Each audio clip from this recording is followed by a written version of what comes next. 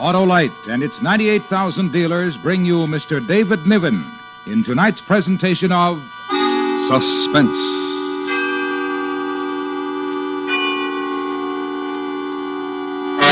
Tonight, Autolite presents a story based on fact.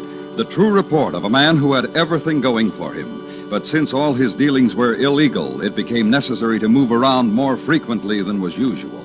It's called Grand Theft. Our star, Mr. David Niven.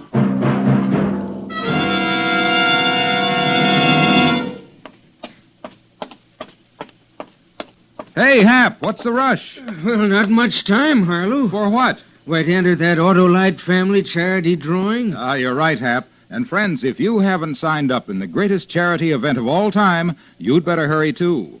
You may make it possible for your own church or hospital, Or your school or club. or any other recognized local or national charity to share in $100,000 in cash. Tell them how simple it is to enter, Harlow. Why, all you do is sign your name and address on a registration form at any Autolite family car dealer. There's nothing to try or buy, nothing to solve or write. But if you're one of the 25 persons selected, you will name any recognized charity you wish to share in $100,000. So visit any or all of these car showrooms: DeSoto, Hudson, Plymouth, Studebaker, Dodge, Willis, Nash, Packard, Kaiser, or Chrysler. There's not much time left to enter the Autolite family charity drawing, so why not sign up tomorrow? And now, Autolite presents Mr. David Niven in Grand Theft, hoping once again to keep you in suspense.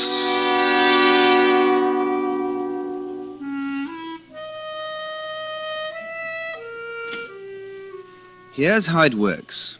You appraise things. You stroll through a house, take your notes, make your calculations, and eventually you come up with some interesting figures on which they pay you. Of course, it's interesting work. And if one is resourceful and competent and ambitious when no one is looking, one might turn out to be wealthy. Oh, there you are, Mr. Bentley. Oh, I was afraid you might get away. Oh, no, my dear Mrs. Payne, just waiting to say goodbye to you. Oh, Mr. Bentley. Oh, Mrs. Payne. Well, I'm glad you did wait to say goodbye.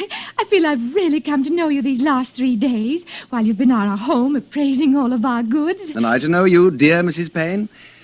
I really must hurry now. My plane leaves in an hour. Mr. Bentley, I know you've seen many lovely homes in your line of work. What do you think of ours? Oh, one of the loveliest I've ever seen. No, truly, Mrs. Payne. Did the insurance company ask you to appraise the jewelry, too? No, they didn't, Mrs. Payne. Oh, dear. Well, we had such a delightful chat while you were here, and I do feel I know you. You did see my bracelet, the platinum one, at dinner last night? Oh, I couldn't help but notice it, Mrs. Payne. Well, as a matter of curiosity, and I know you do have this knowledge, what do you think Roger paid for it? Well, not a cent under $5,000. Oh, then he does love me. Be most assured of that, Mrs. Payne. Oh, I really must go now. Well, whenever you're in Denver again, call us, won't you? Won't you, Mr. Bentley? Of course I will. Goodbye, Mrs. Payne.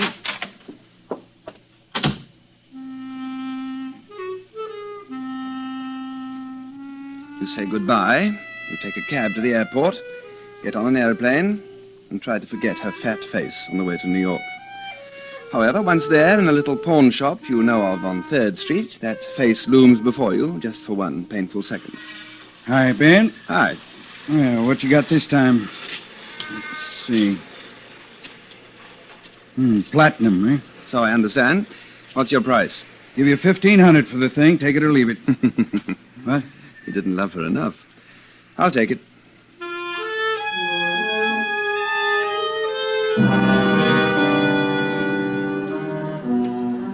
But that way is very small stuff. Cheesecake instead of caviar, if you will. No, one must broaden one's horizons, enlarge one's activities, launch into greater, more productive fields. In short, one must never be satisfied with $1,500. That would be decadent.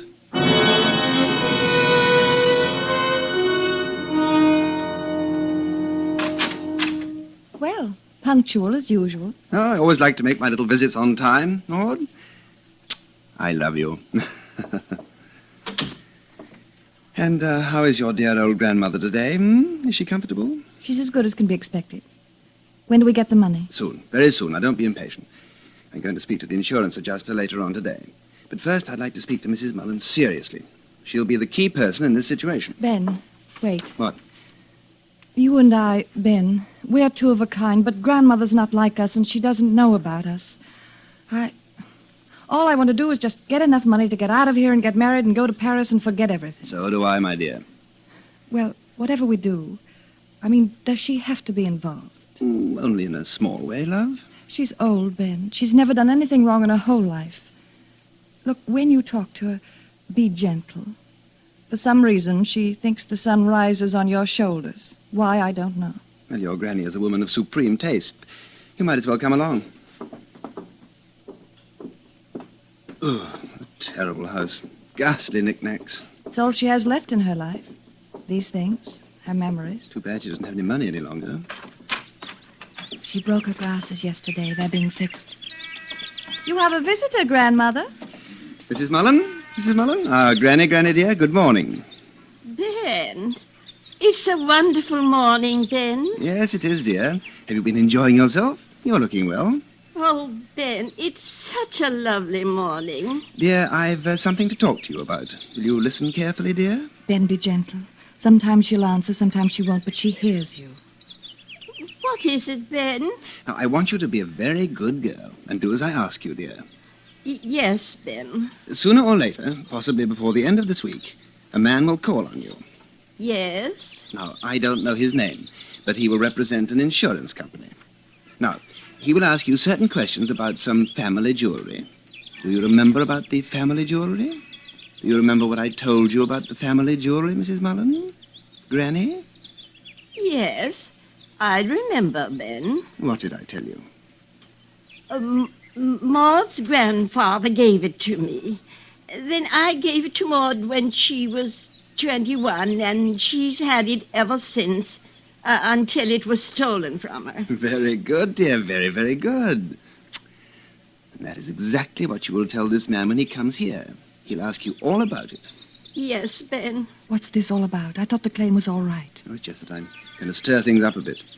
An insurance adjuster's bound to get here in the next day or two. He'll talk to you, too, Maud. You know what to tell him. Ben, are we going to get in trouble? Shh. Now, no one's going to get into any trouble as long as dear old Granny does what she's told.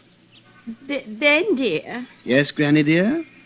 there never was any jewelry in this family, Ben. Never. I've never told a lie, Ben. Never in my life.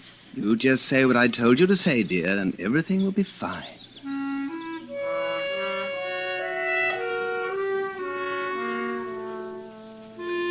You judge the picture of an old woman who never lied, and you wonder about it. But you feel that the larger gain, the promise of it, the Paris of it, the unutterable delight of being financially exhilarated, demands that you continue the action. So you make a phone call to a certain insurance company, then you go home and await developments.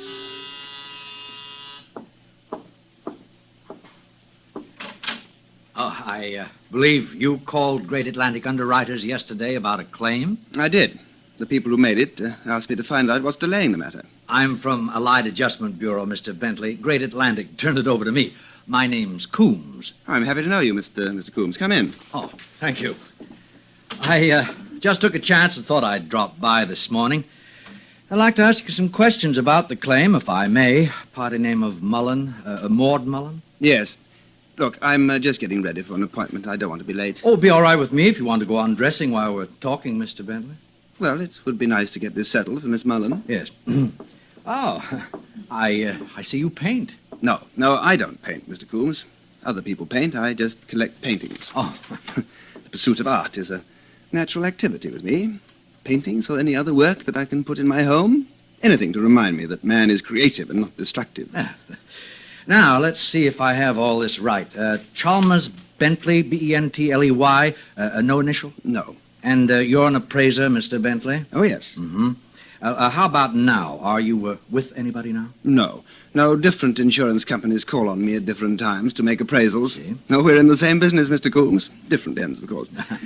I appraise fine objets d'art, rare household furnishings, jewelry, and, well, Mr. Coombs, All of those things upon which the ordinary person would have no idea how to place a price. Does that answer you? Yes. Do you work in New York all the time? Most of the time. But of course I have to travel and sometimes even live away from here, wherever my work takes me. You have any family here? No. What's on your mind? Is there something wrong with the Mullen claim? You reported the burglary for these people 6 weeks ago.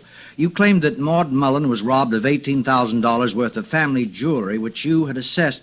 The claim for the loss was filed 3 days later by you. And it should have been signed, sealed, and paid off by now, don't you think, Mr. Coombs? Well, ordinarily, it would have been paid by now, Mr. Bentley. If I wore a tweed, do you think I could get by without a top coat? Oh, I think so. It's quite warm outside. I get so tired wearing a coat every time I go out, Mr. Coombs, don't you? Excuse me. Now, what's holding up the claim? Several things. First, the burglary they reported. The police found no evidence of a forced entry in that old house of theirs. Oh, I know all that. But then I'm not a policeman. I'm not the burglar. And it wasn't my jewelry that was stolen. So I can't very well tell the police where to find the evidence. Now, can I, Mr. Coombs? Well, it's a point to consider, Mr. Bentley, and you did file the claim for them. Oh, just as a favor. You keep mentioning that. There's another point, too. I don't understand why they put a button in the back of some of these shirts. Can you get it for me, Mr. Coombs? Oh, yes, of course. Now, as I understand it, that jewelry had been in the Mullen family some 60 years, but in all that time it had never been insured. Now, they take out a policy 3 months ago, and just a month after your assessment, the jewelry's stolen. That strike you as something for us to look into, Mr. Bentley? No, not at all. Oh, thank you. Oh, of course. Why didn't they insure it before, Mr. Bentley? No, I don't know. I have no way of knowing. I see. Were you in Denver last month?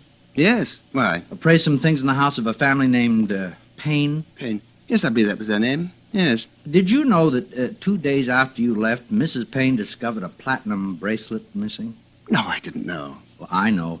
One of the companies I represent held a policy. Mr. Coombs, this has the flavor of an intimidating conversation. Why do you mention the incident in Denver? It has nothing to do with the claim of the Mullen family? Well, in a way it has, but I won't go into that right now. Oh. Mostly that's why the payment's been held up. We just want to look into it a little more. Mr. Coombs. Yeah? I know you have your little task to perform, and the very nature of your work requires you to suspicion everyone and everything. However, I appraised the jewelry in the Mullen home. I saw something of the circumstances there. They asked me to file the claim for them. When I tell them what you've just told me, perhaps they'll ask me to notify the insurance commissioner. Well, of course you can do that for them, Mr. Bentley. That's what the insurance commissioner's there for. But I'll tell you what they'll be up against. We aren't convinced there was a burglary. And we aren't sure there was ever that much jewelry in the Mullen family. And if there was, and you assessed it, Mr. Bentley, we aren't so sure that something like what happened to Mrs. Payne's platinum bracelet didn't happen to their stuff. That's how it is. Goodbye, Mr. Bentley. Goodbye, Mr. Coombs.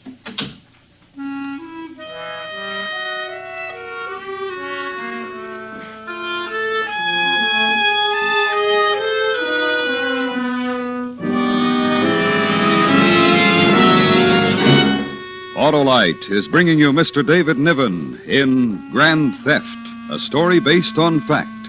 Tonight's presentation in radio's outstanding theater of thrills, Suspense.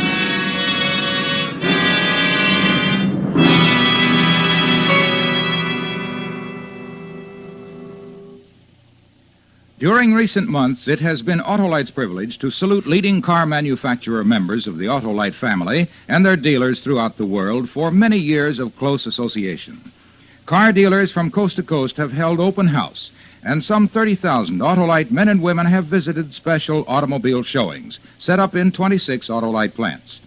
This third annual Autolite Family Salute program will be brought to a brilliant close with the opening this coming Wednesday of the famous Easter Parade of Stars automobile show in the Grand Ballroom of the Waldorf Astoria Hotel in New York City. Here, against a colorful background of thousands of living wildflowers, record-breaking crowds will see latest car models produced by members of the Autolite family. If you are in New York City this week, we cordially invite you to the Easter Parade of Stars Auto Show at the Waldorf. And wherever you live, remember, more than 400 Autolite products are famous throughout the world for outstanding quality and performance. Yes, from bumper to tail light, you're always right with Autolite. And now, Autolite brings back to our Hollywood soundstage Mr. David Niven in Elliot Lewis's presentation of Grand Theft, a story based on fact and well calculated to keep you in suspense.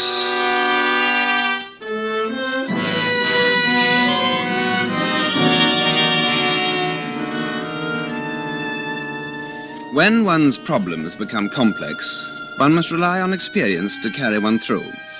A suspicious insurance investigator can only operate on single-track theories. A resourceful insurance appraiser is quite aware of these methods and therefore regards them in the proper light. Naturally, one must be practical and bend all efforts to know where one stands. Ben, Well, Maud, I've been waiting for you, Ben. Mr. Coombs was at the house. of course. He was here yesterday afternoon. I tried to call you to tell you about it, but you weren't in. He spent an hour with Grandmother talking to her. What do you ask her? What did she say? I don't know, Ben. You know how she is sometimes. She just won't talk to anybody, no matter what you ask her. Where were you? That's just it. I told him she was ill and might not understand him, but he insisted on talking to her alone. There was nothing I could do. It would have looked bad if I'd... I've got to find out what she told him. Wait. No, not now. Something's happened to her. Right after Mr. Coombs left. Some sort of shock. The doctor doesn't know what it is. Wait till tonight. Maybe she'll be better then. No, Ben. Let go. I said I have to see her.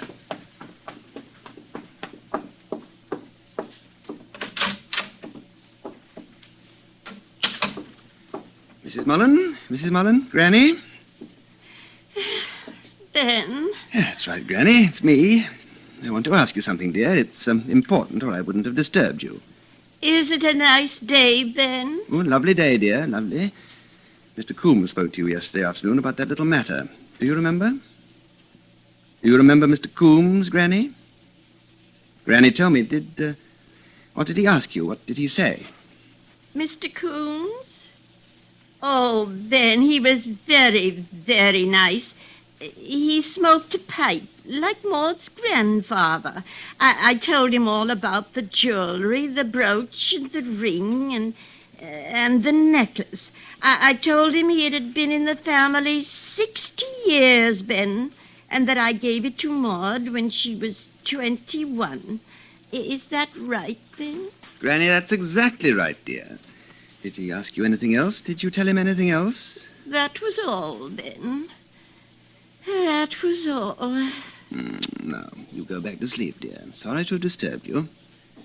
Ben, Yes, dear? there never was any jewelry in this family, Ben. Never. Of course there was, Granny. Didn't you tell Mr. Coombs all about it? Yes, I told him. But, oh, Ben, I'm an old woman, and I shouldn't have lied. No, don't you worry. It's all right.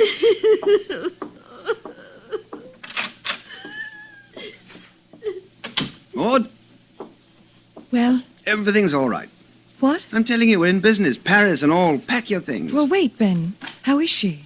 Your grandmother? Oh, my dear girl. We don't have to worry about her anymore. We'll put her in a nice home. Now, pack and smile.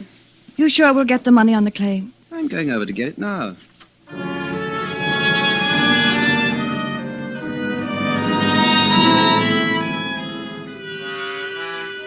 Now you finish it off. Of course, there never was any jewelry, even though I assessed some. And there never was any theft, even though one was reported. However, there was a claim that in any adjuster's eyes would, on the evidence of it, appear to be absolutely legitimate. Oh, glad you came by, Mr. Bentley. I was going to phone you. This'll save time. That is precisely why I'm here, Mr. Coombs, to save time. When will the Mullins receive their money? Well, I'm afraid that's something I can't answer, Mr. Bentley. Mr. Coombs, a valid claim has been placed with the company you represent. And I'm sorry they have so many reservations about honoring it. However, I know something of the workings of insurance companies. I know that you, not the company, are holding it up. That's quite right. Why? I understand that you had the effrontery to call on that poor, sick old lady. Wonderful person. I doubt if many people call on her nowadays.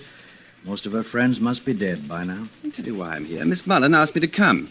She wants her $18,000, Mr. Coombs. The policy was written. The money is owed. Now, where The is grandmother made a sworn statement. All checks out there. it? Oh, you're satisfied then. Mr. Bentley, I want to tell you something. Now, this is off the record, it's just between you and me. Now, when I was at your apartment the other day, I couldn't help noticing the stuff on the wall. And I just asked around. You know, some of those paintings in your place are worth $2,000 or $3,000. That's a lot of money, even for a man who gets paid as high as you do. Now, what am I leading up to? Well, just this. Not only the Denver thing, but you worked a case in Dayton, Ohio, a year and a half ago. Praised some things for Midwestern indemnity at the home of some people named Vansing. Do you remember Vansing? Now, 2 days after you'd done your work, the Vansings found out that a diamond ring worth $8,500 was missing from their house. I see. No, Here. just let me go on. Similar thing happened in Omaha 3 years ago. Family named Van Cleve reported $6,000 worth of jewelry missing. It happened that you appraised their household goods just a week before. Now, here's one from San Francisco, and there's another one from St. Paul. You see? You talk as though you expected to find stolen jewelry hanging on the walls of my apartment. No, but jewelry can be turned into money to buy paintings, can't it? Oh, none of these things are any of my business. Even those nice paintings hanging in your apartment are none of my business. Have nothing at all to do with these people and their $18,000 claim with us. Now, as you said, Mr. Coombs, all of this has nothing to do with their claim. They want their $18,000, Mr. Coombs. They want it within 24 hours. Do you understand? Yeah, that's pretty clear, Mr. Bentley. But you can tell them they're going to be disappointed. You see, it's out of my hands. What? I turned the matter over to the Federal District Court. I've asked them to find the insurance company not liable under the policy. But it take weeks for a hearing. Yeah, I'm afraid so. And if the court decides against them, Mr. Bentley, the grand jury will have grounds to indict you for an attempted insurance fraud. Oh, that's a pretty rough thing to beat. But now, if I had a statement from you right now, we might consider withdrawing from the court and letting the entire matter drop. I see. Well, what do you say, Mr. Bentley? Do you want to make that statement and clear all this up? Mr. Coombs, I'm due on Long Island at 2 o'clock, an appraisal job for Eastern States Underwriters. They called me this morning. I'm late now. Mm-hmm. Then you don't want to make the statement. Mr. Coombs, I simply wouldn't know what to say.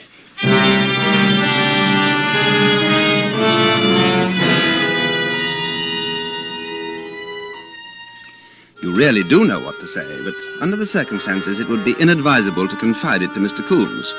2 words suffice. Get out. What had looked good and promising and Parisian had suddenly turned into an ugly accusation of theft, which was not the case, but which did definitely close the door on $18,000. So, one more crack at the old game. And if you have to, Paris alone. Would you care for tea or a drink? Mrs. Prescott, I'm in rather a hurry. Thank you. Some other time. Oh, you've been so efficient, going from room to room, wandering all over the house. I'll just wager not one single object escaped your eye. Oh, did you happen to notice my daughter's diamond earrings? Aren't they lovely? Her graduation present. Earrings? Oh, yes. Oh, lovely. Yes, I believe I did notice them. You see, we do have to be very thorough, Mrs. Prescott. You understand that? No, of course. Tell me, Mr. Bentley, did you see my son's bedroom? Yes, I believe so. Second door to the right, top of the landing. Yes. Did you happen to see that little jade vase? The jade vase? Oh, yes.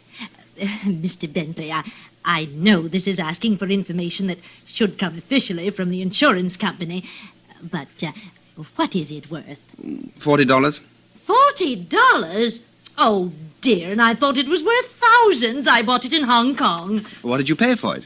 $40? Just goes to show you. Are you sure you won't have any tea or something? Quite sure. If you'll excuse me. Good day, Mrs. Prescott. Good day, Mr. Bentley. I do hope you'll come back again someday. I want to talk to you about your work. Goodbye. Goodbye.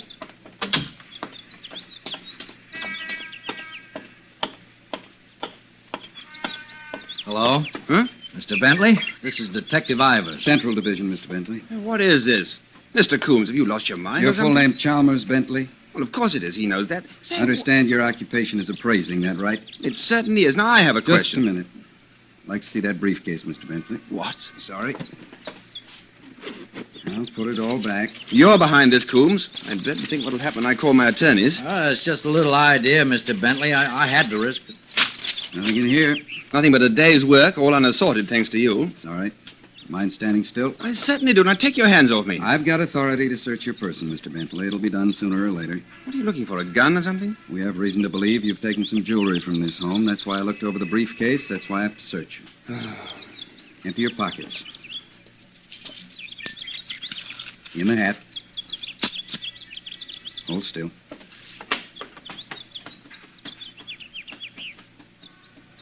Nothing?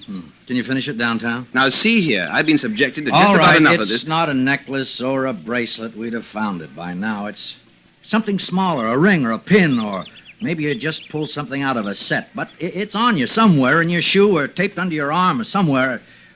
Come on, now, what did you take this time? Diamond earrings. Where are they? Here. Right under my belt. That's what I paid for my passage to Paris. You're very good at your job, Mr. Coombs. From an expert, that's a real compliment. Okay, let's get in the car. Wait. Mr. Coombs. Mm-hmm. How did you find out? Why, I talked to your girlfriend's grandmother. Oh, I don't understand. I wanted you to talk to her. She was my ace. Oh, she told us the right story, Bentley. Your story. It broke that old lady's heart to lie. It just broke it. That's how we found out. Yeah, I'll bet that old lady never told a lie in her whole life before. A 2-year-old kid would have known she was lying. Yes, I should have thought of that. You never can trust these beginners. Should have worn my top coat.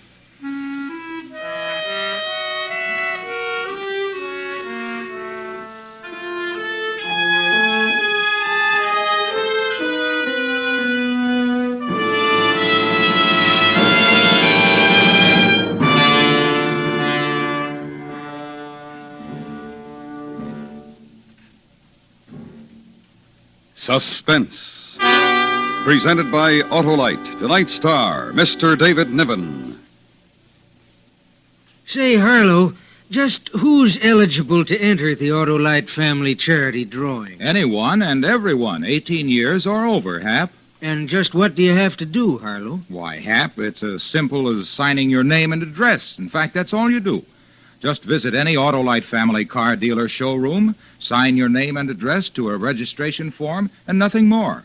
There are no sentences to complete, no puzzles to solve, nothing to try or buy. If you're one of the lucky 25 persons selected, you will name any recognized local or national charity you wish to share in $100,000 in cash. It costs nothing to enter. So give your favorite charity this once-in-a-lifetime opportunity to collect thousands. Visit one or all of these car dealers: DeSoto, Hudson, Plymouth, Studebaker, Dodge, Willis, Nash, Packard, Kaiser, or Chrysler. Not much time left, so sign up tomorrow.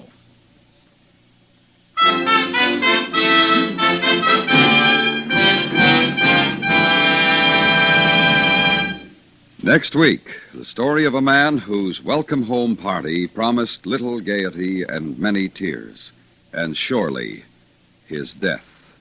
It's called Parole to Panic. Our star, Mr. Broderick Crawford. That's next week on Suspense.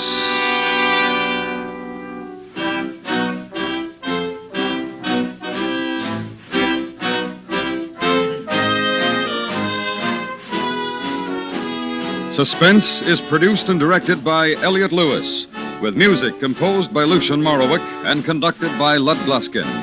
Grand Theft was written for Suspense by E. Jack Newman. In tonight's story, Mary Jane Croft was heard as Maud, Florence Walcott as grandmother, and Joseph Kearns as Coombs. Featured in the cast were Truda Marson, Paula Winslow, and Vic Perrin.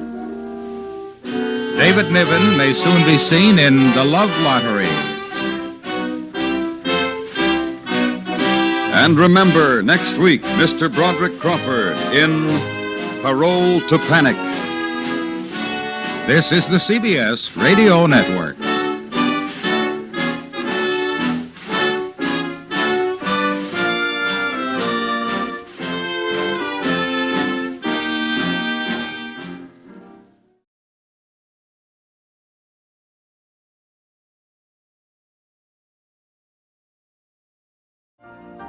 You've been listening to the OTR Gold Network.